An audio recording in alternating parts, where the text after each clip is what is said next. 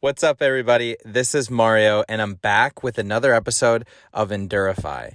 And today, I'm going to continue to talk about comfort zones. So I've been reading about comfort zones and kind of this story or this myth that I don't deal with. I don't like leaving my comfort zone, which is from The Brave Athlete, which is a sports psychology book, which is written by Dr. Simon Marshall and Leslie Patterson. And yesterday, we started to talk about the psychology of comfort zones. And we talked about how it's really just a made-up thing that we all create in order to protect ourselves from things that we feel most vulnerable about. And it results in habits and actions that make us feel safe. But yesterday, there were a couple of ground rules about comfort zones, which were, recognize that actions can fail, but people cannot. We talked about the importance of reframing your goals in terms of things that you can control, like your effort. And then we talked about the power of just deciding quickly to overcome that decision anxiety, make a decision, and then plan for it in the future. And I asked you to think about one area that you want to take action on. This is maybe one area where you want to leave your comfort zone in. It could be something that you've been thinking about starting. It could be thinking about something that you want to commit to. Maybe it's a race. Maybe it's a triathlon, a 5K, 10K, half Ironman, full Ironman in 2021, but you've been held back by fear. And what I really want you to do is, if you haven't done that yet, write it down or actually spend a few minutes, push pause, and think about something that you want to take action on, because we have talked about the psychology of comfort zones. We've laid some of the ground rules. What we're going to talk about today are 5 steps to actually leave your comfort zone. And it's in order to best set up this exercise, I really want you to have something in mind. So, are you ready? Here we go. So the first step, according to The Brave Athlete, is to just choose the comfort zones that you want to bust out of. So, first you want to think about what are all of the current situations that you avoid and why. Now, there might be certain situations that you avoid that really aren't that important. I'm not talking about those, but I'm thinking about and I'm talking about what are those areas of things that you want to move forward on, things that you want to achieve, things that you want to accomplish that would make you feel happier, more alive, more productive, more athletic. What are those things? So think about those situations that you avoid and why. And then they give you this question, which is, in 10 years' time, what things in my athletic life will I wish I had done differently? So in 10 years' time, what things in my athletic life will I wish I had done differently? Maybe it's something super ambitious like qualifying for Kona, the world, kind of triathlon championships, or running the Boston Marathon where, it's some of the best runners across the world. Maybe it's just seeing how hard you can push yourself. Maybe it's even just attempting a 5K or a 10K or a triathlon. What are those things that you want to break free from? Just list it out, as many as you can come up with, 1, 2, 3, 4, 5, whatever that is for you. List out those comfort zones that you wish you could break free from. And again, these are the things that are having an impact on our happiness, our enjoyment, or our potential as athletes. So that's the first step, is to decide and to choose what comfort zone you want to break out of. Now, the second step that they talk about is to start by just watching. This is something that I've talked about that can actually really boost your self-confidence. And an easy way to kind of reduce the stress of an intimidating situation is just to watch first and not participate. So, if you want to complete a triathlon, or you want to join a master's swim group, or you want to, complete a 5K or 10K or a half marathon, something like that, just start by going and watching. You can kind of sit in the bleachers, you can volunteer at the event, or you can just go to the end of the race and go to the finish line.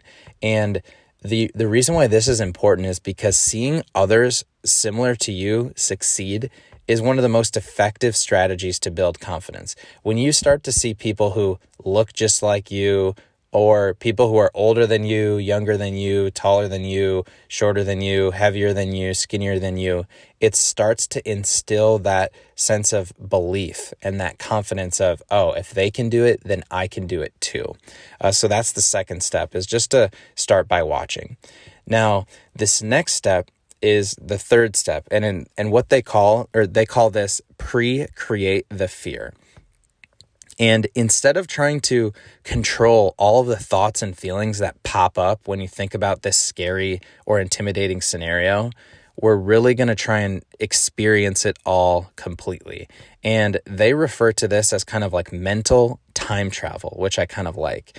And the reason why this part is important is because research in stress desensitization tells us that mental time travel, like they're talking about, to worst case scenarios actually helps us kind of control the irrationality of our fears and to develop plans for things that could go down. So here's how that works, and here's how you can do that. So first, kind of get in a comfortable space in a quiet area, and close your eyes and start to visualize that intimidating scenario that you're talking about. And I want you to imagine all of the aspects of the situation that you worry about and recreate them. The sounds, the smells, the sights, the people, the thoughts, and the emotions. And watch the events happen that match your fears. So you're basically jumping ahead in time, putting yourself in that situation and really trying to recreate that sensation. And you should be a little uncomfortable, right? It should make you a little bit nervous, maybe a little bit anxious, but that's okay because you're feeling those emotions and you're experiencing it for the first time. And next, what they have you do is go through that exact same scenario, but what you're doing is you're going to watch, at this point in time, you are going to be more experienced, and you're going to watch somebody else who is inexperienced go through the same thing that you were talking about. Okay? So you are more experienced. We jump ahead in time. You've maybe done this, 4 or 5 times, and now you're watching somebody else who is very inexperienced. What are the thoughts and feelings that you have about them as you're watching them do the exact same thing? I think when I went through this exercise, it was kind of eye-opening because, the way that, or the thoughts and feelings that you have when you're in that scenario are a little bit different than when you're watching somebody else go through it. You're a little bit more empathetic. You're a little bit more kind to watching somebody else who's inexperienced go through it. So that's kind of that third step, is just to try and pre-create the fear. And then the real power happens in the next step, which is step 4, which is deconstruct the scenario. And this is where what they talk about is creating a playbook for how you can get through that experience. And they have an exercise in the book that has 3 columns. And one column, and you can do this too, so get a piece of paper out or, pull out your phone and create something that has 3 columns or 3 sections. The first is think, the second is talk, and the third is act. So under the think column, these are things I'm secretly worried about happening. What are all of the things that you are afraid will happen if you take action on this thing, right? What are all of those things that you're afraid about? The next is talk. And these are, what are 2 positive things I will say to myself if that does happen? And that's referring to all the things that you're worried about. So talk is 2 positive things I will say to myself if it does happen. And then act. What is 1 positive thing I will do if it does happen? Okay, so it's think, then talk, and then act. And this is a very kind of tactical and useful way to deal with fear. And I want to walk through just a quick scenario here. So let's pretend that you want to do a triathlon, but you're afraid of signing up for it because of the open water swim. And so just one of the things that you're afraid of is that you get overwhelmed during the open water swim and you have either a panic attack or you just kind of mentally freak out. Okay. So I would put in the think column, I get overwhelmed during open water swim. Then in the talk column, what are 2 positive things I will say to myself if that does happen? So let's imagine I'm in the water, I'm swimming, and I start to have kind of like a freak out and a mental breakdown. What are some things that I can say to myself? I can say, stay calm, Mario. It's okay. You've got this. Stay calm. Focus on your breath. You've got this. Those are kind of a few different things that I can say to myself. Whatever works, whatever language works for you, put that in there. And then act. What's one positive thing I will do if that does happen? I will go, in that scenario, I would go find either kayakers, because they usually have volunteers that are out there, or I would go and find a buoy and just hold on to it and catch my breath. So that's an example of what's the worst case scenario, what's something that you're afraid or worried about happening, what are 2 things that you can say to yourself in that scenario, and then what's one positive thing that you can do if that does happen. So try and list out as many things as you can come up with that are things that you're secretly worried about happening, and go through that scenario, because it starts to break down those fears and you start to proactively come up with a plan of attack to address that from happening.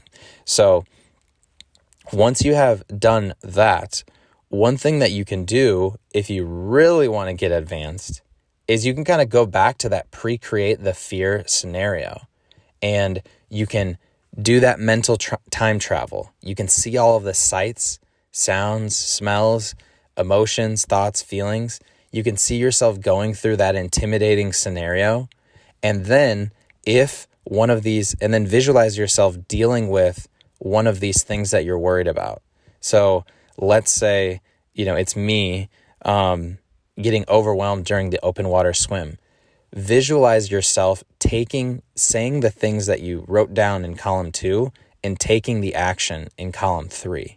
So you can, once you actually write out these things that you're afraid of and worried about, you can go back to the previous exercise and pre-create the fear, but see yourself addressing it and overcoming it.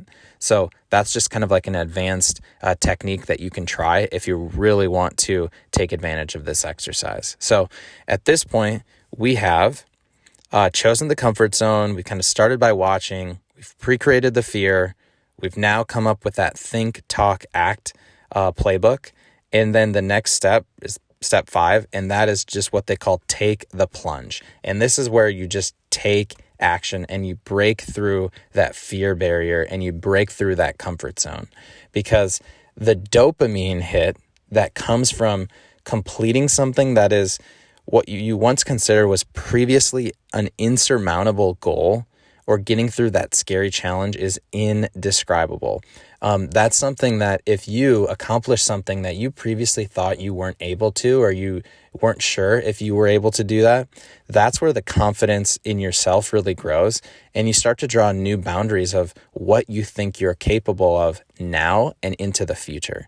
And they talked about a couple of techniques to really get people to just take the plunge. Some of their athletes need them to stay calm and just give them a little bit of a nudge, whereas other athletes need them to just get super excited and scream and shout and get them to just jump in the water, or get them to jump on their bike, or get them to just start running. So whatever it is that works for you, is that calm? Is that a nice little nudge? Or is it like having somebody scream and shout at you? Whatever it is, you've got to take the plunge, because when you get through it, that dopamine and really just the emotional release of accomplishing something that you once thought was impossible is, super powerful. And that's what I want for all of you. And that's why I really wanted to do this podcast. So that is kind of what I have. And just to recap, like we've talked about, the 5 steps to leaving your comfort zone. 1, choose the comfort zone you want to bust out of. Ask yourself that question. In 10 years' time, what things in my athletic life will I wish I had done differently. If you just think about that one question today, wow, that can be powerful. Then you can start by watching other people, start to see people just like you go through it and succeed and start to build that confidence. Then you can pre-create that fear, do the mental time travel, jump into the future, visualize what it's going to feel like, what you're going to see, what you're going to smell, what you're going to taste. See yourself going through some of these things that you're worried about and see yourself overcoming them and addressing it and being successful.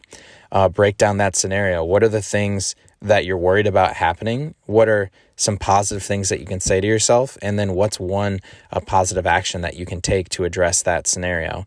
And then lastly, take the plunge, because that's where taking the action and accomplishing it leads to amazing results. So that's what I have for you, but I do want to bring it back to you. So how are you going to apply this today?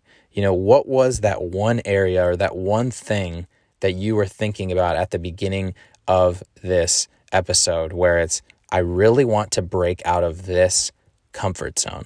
Okay. So really think about that. Try and apply this today, because it can really change the trajectory of your week, of your month, of your year, and of your life. And so that's what I have for you today. And I hope that served you, and I hope you all have an amazing day.